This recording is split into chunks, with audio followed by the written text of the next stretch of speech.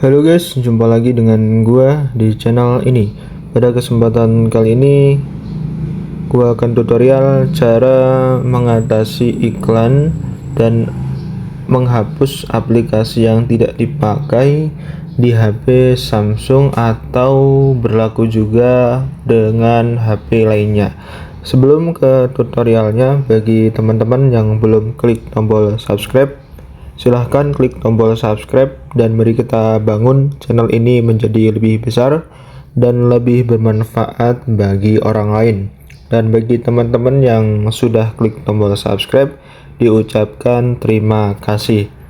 Oke guys, sebelum menuju aplikasi pengaturan, kita masuk di aplikasi beranda kita. Kita mengingat-ingat jumlah aplikasi yang tersedia. Nah, untuk mempermudah kita di dalam menganalisis aplikasi yang kita miliki di ponsel kita yang sudah kita download melalui aplikasi Play Store atau aplikasi lainnya, nah, kita pilih pengaturan dan kita pilih urutan sesuai alfabet. Dengan cara seperti ini, maka urutan aplikasi sesuai dengan alfabet. Misalkan K, L, M, N, O, P, Q, R, S, T, U, V, W, X, Y, Z diakhiri dengan huruf Z, zoom. Nah, setelah kita menandai beberapa aplikasi yang telah di-download, kita menuju aplikasi pengaturan. Di sini kita cari pengelolaan aplikasi. Karena fitur dan sistem UI di Android itu berbeda-beda, silahkan cari pada bagian pengelola aplikasi,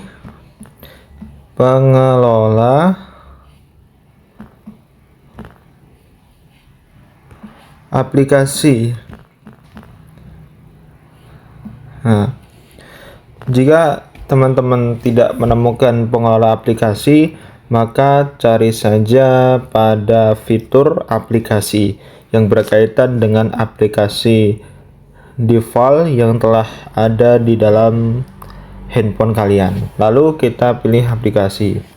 Nah, di sini maka ada beberapa total aplikasi yang telah kita miliki, mulai dari huruf A sampai yang huruf Z. Nah, di sini kita bisa urutkan aplikasi-aplikasi yang memang sudah ada di bagian layar awal. Layar awal itu di sini ya guys ya, di bagian layar awal bagian sini.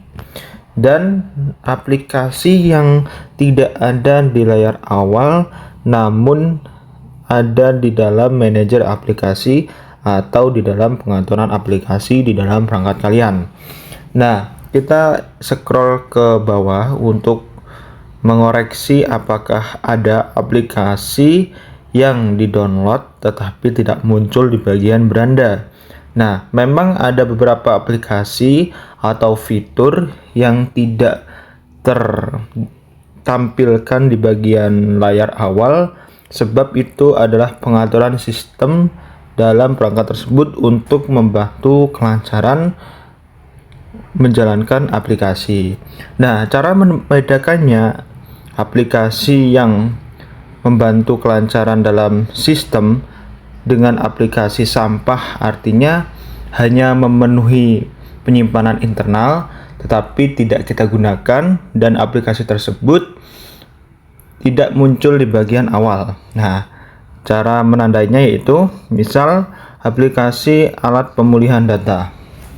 Nah, alat pemulihan data ini tidak muncul pada bagian awal atau beranda layar wallpaper, tetapi aplikasi ini muncul pada aplikasi manajer pengelolaan aplikasi ya. Nah, ciri-cirinya kalau aplikasi tersebut membantu kita untuk perawatan perangkat, maka di sini tidak ada opsi dihapus, melainkan opsinya hanya nonaktifkan dan paksa berhenti.